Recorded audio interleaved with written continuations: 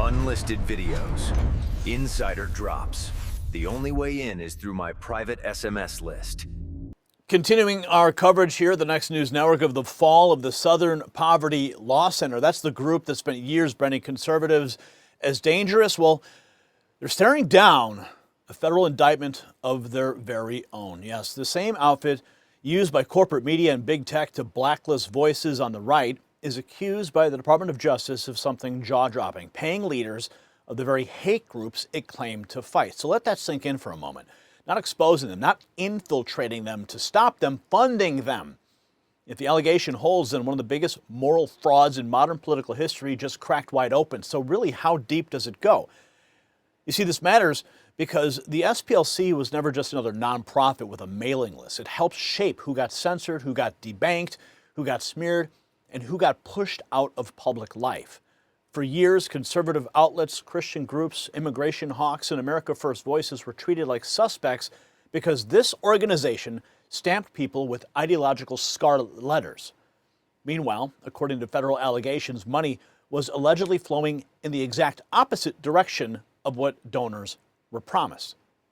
That means regular people may have been manipulated twice. First, emotionally through fear-based fundraising about extremism, and second, politically through narratives that painted the right as uniquely dangerous while shielding the machinery behind the curtain.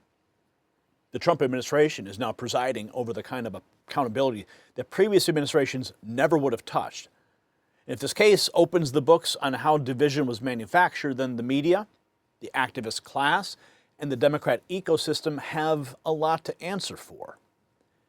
And while we're talking about cutting through toxic systems that wear people down, I need to share something personal that changed life in our home.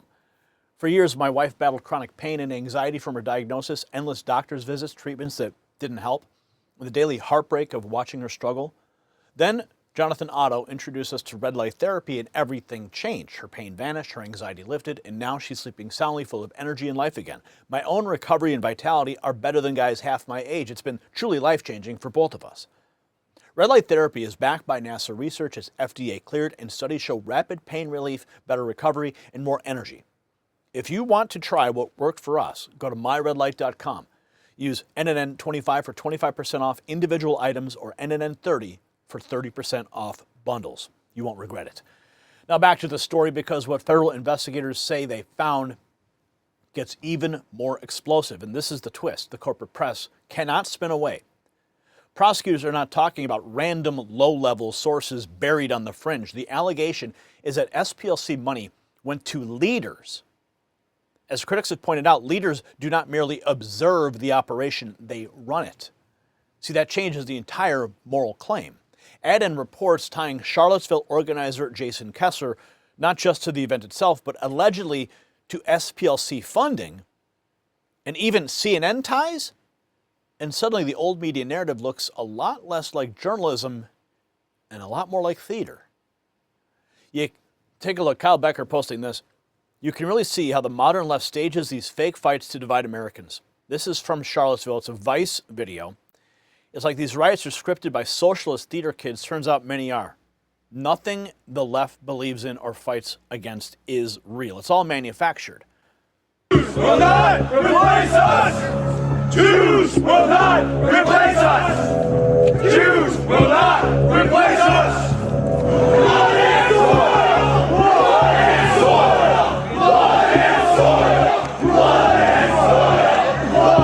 soil! Blood and soil! Now we're learning that entire thing, that's the image the left used to smear the half the country. Now the new claim is that one of the key Charlottesville players, Jason Kessler, wasn't just tied to the rally, he was also on the SPLC payroll and worked with CNN.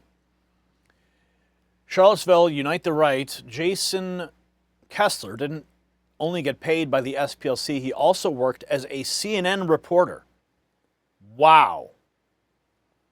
That's absolutely nuts. Take a look here. I'm going to go a little bit deeper into this post. If it'll load here for us. The images of Kessler and his byline on CNN. Well, apparently the X post doesn't want to load, but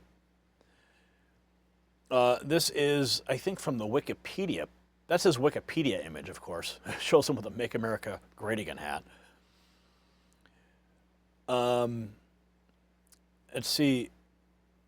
He organized the Unite the Right rally held in Charlottesville, Virginia on August 11th and 12th, 2017, and the second rally held August 12th, 2018.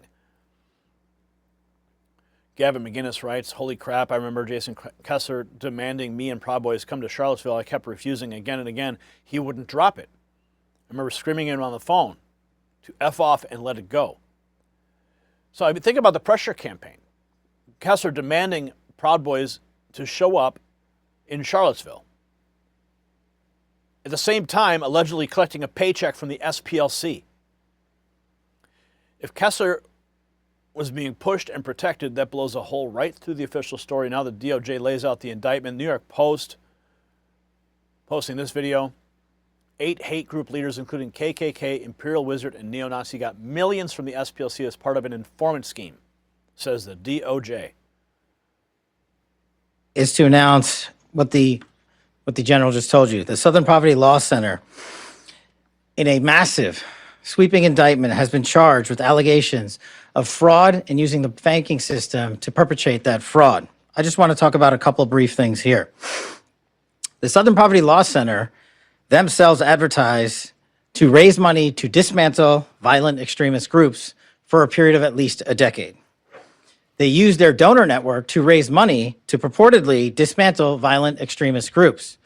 However, the SPLC, the Southern Poverty Law Center, used the money they raised from their donor network to actually pay the leadership of these very groups.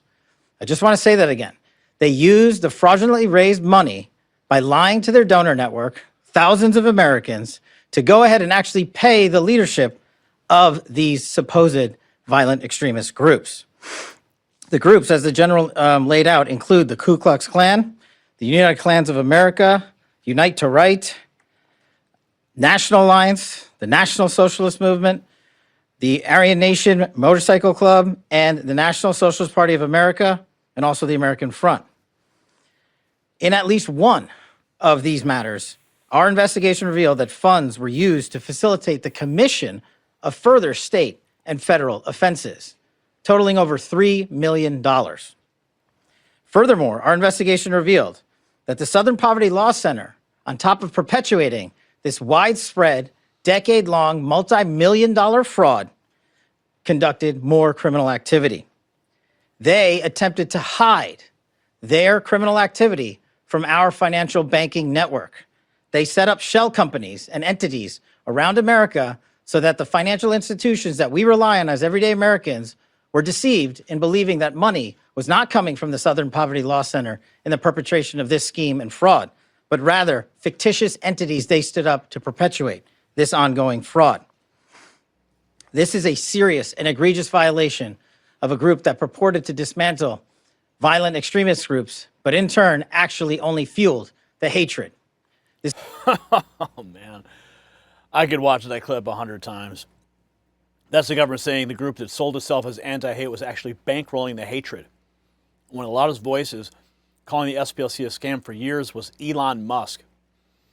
Elon Musk has been warning for years now SPLC is a scam and a criminal organization. Here's some of the posts that he's been making.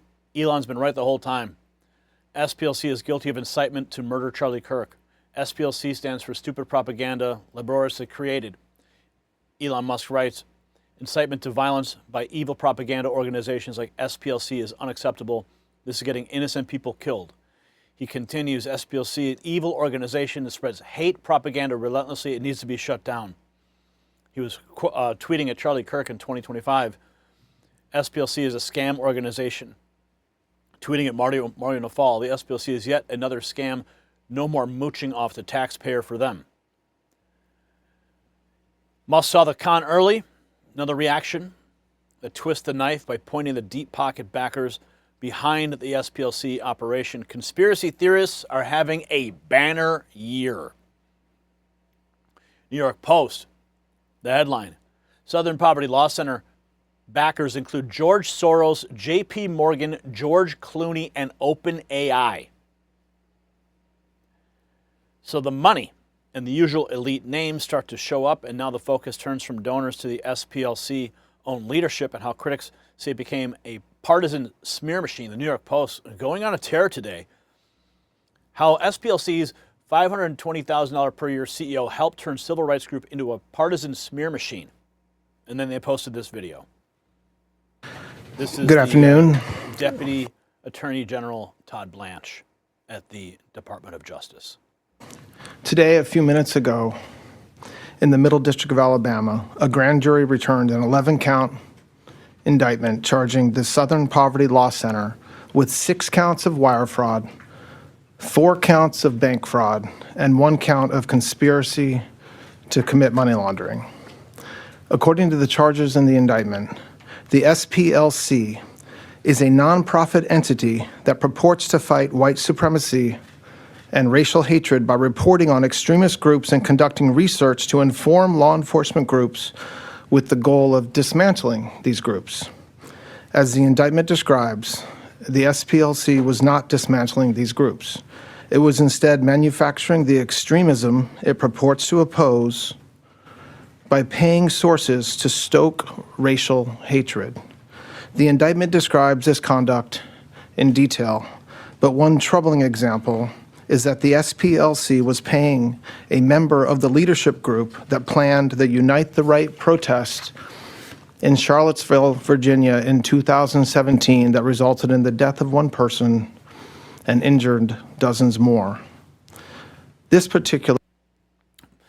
The indictment wasn't just about bad bookkeeping. It accused SPLC of manufacturing extremism, including ties to Charlottesville. And now the White House says it should be front page news everywhere. Here's Caroline Levitt. She posted this. Indictment of criminal organization SPLC should be front page news everywhere. And she links to a Breitbart piece.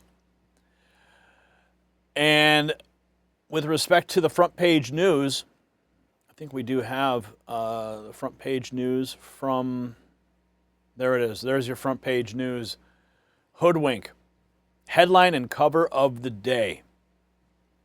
New York Post. Look at that headline. Look at that front page. Hoodwink. Anti-hate group SPLC gave $3 million to races they claim to fight. Imagine that. Definitely getting the coverage that it deserves. Caroline Levitt demanding it be on every front page. And it's starting to get out there. Kudos to the New York Post for being the only major outlet to get this right. The SPLC were paying the leaders. By definition, leaders cannot be informants. They run the operation. It's like paying the leader of Auschwitz to inform on who's carrying out the gassings instead of paying him to stop the gassings. It's perhaps the most grotesque, cynical, and pernicious racket ever devised. Of course, plenty of groups extract money from taxpayers and well-meaning donors off problems they inflate, but this is far worse because it breeds real hatred and manufactures racial division to keep the grift alive. 8 hate group leaders, New York Post headline, including KKK, Imperial Wizard, and neo-Nazi, got millions from SPLC as part of informant scheme, the DOJ says. If they were leaders, not informants, it wasn't just infiltration, it was funding the operation. Here's a blunt reaction. The party that founded the KKK in 1865 was just caught funding the KKK in 2026. That proves the parties never switched. Pass it on. The Rabbit Hole posts this. The rise of white supremacy was a media-generated narrative. This is observable. Now look at this chart. Look at the chart going from all the way back to 1970, and then right at about the time President Trump takes office.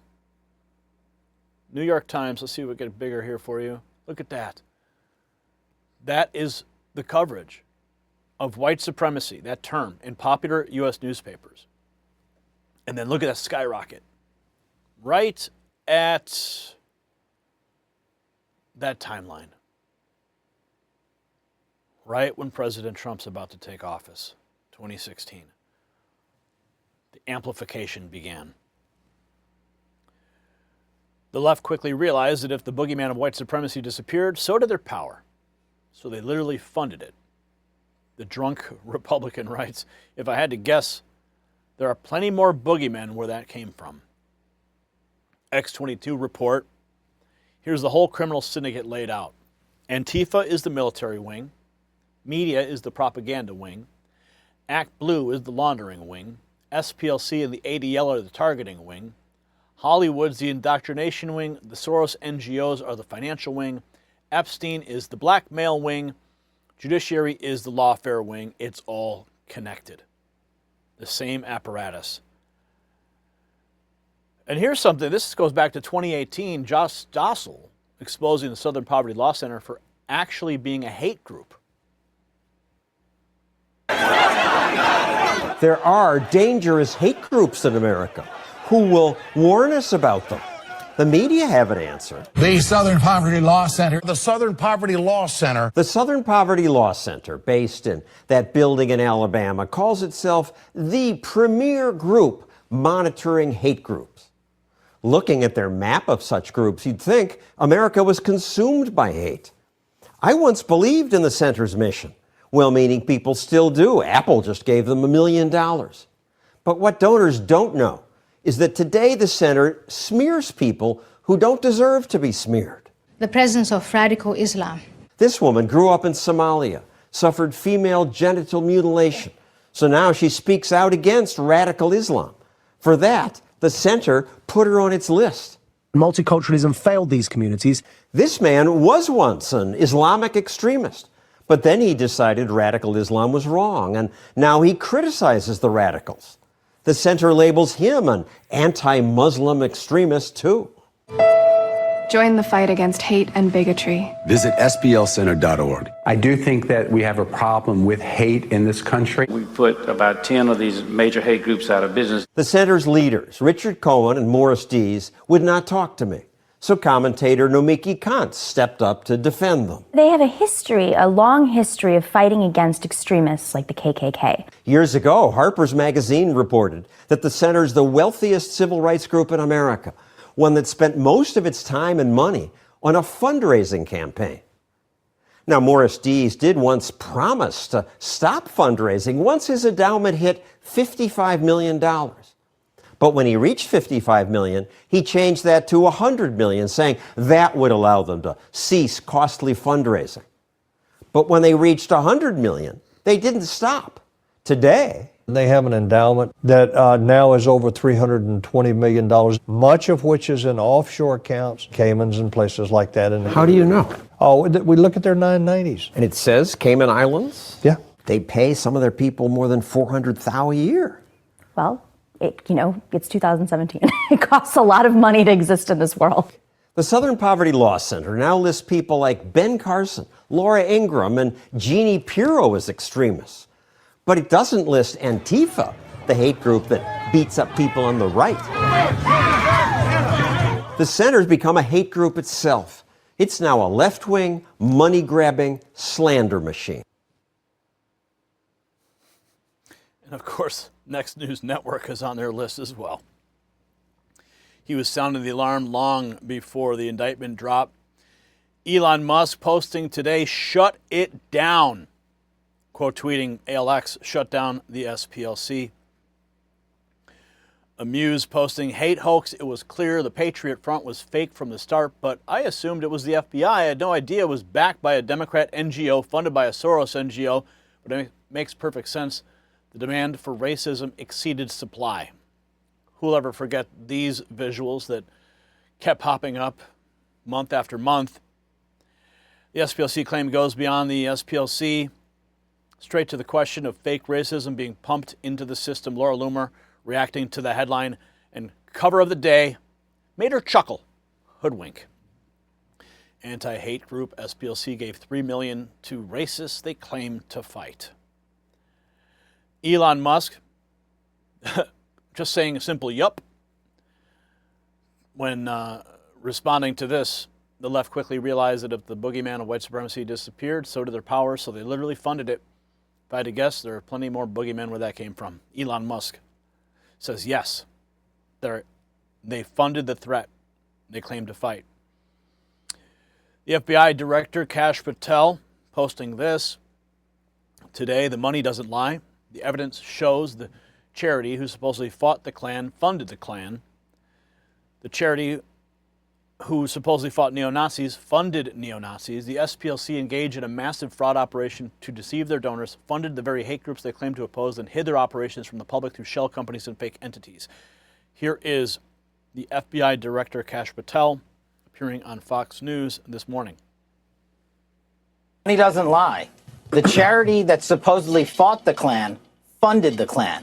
The charity that supposedly fought neo-Nazis funded neo-Nazis. The Southern Poverty Law Center ran a methodical, calculated scheme to defraud their donor base of $3 million and lied to them and used an illicit banking structure system to create shell companies to hide their money and who it was being sent to, specifically for the reason to sow discord and hate into our society. This is the ultimate definition of hypocrisy. And if you look at the indictment produced by the Department of Justice and the FBI, you will see that these banking institutions tie directly the funding mechanisms in which the Southern Poverty Law Center used to fund at least 8 hate groups they supposedly wanted to take out, but they were paying the very villains of our society they supposedly wanted to protect us from. That's the ultimate hypocrisy. The ultimate hypocrisy exposed right there. And the FBI is on the case. The DOJ is on the case. And we're on the case. So this is the aha moment. If the federal case is proven, then the SPLC didn't just mislead donors. It helped manufacture the very threat that justified its power. Fundraising, media access, and political targeting. That means the left-wing censorship machine may have been built entirely on a racket. Create fear, amplify fear, profit from fear, and then use that fear to silence dissent. No wonder the White House says this should be front page news everywhere. No wonder Elon Musk said shut it down, and no wonder so many Americans now look back at years of media panic over extremism and ask the question the establishment hates most. How much of it was cultivated, scripted, and sold to the public as reality? The bottom line is very simple. The people who claim to be the guardians against hate are now being accused of bankrolling it. For conservatives who were smeared, censored, and throttled and targeted, this is not revenge. This is accountability under President Trump. The era of protected left-wing sacred cows is ending, and the receipts are finally coming out.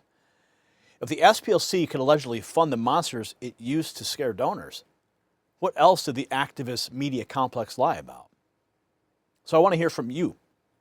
Do you believe the SPLC should be shut down entirely, yes or no? Drop your answer in the comments and share this report everywhere, and make sure you subscribe.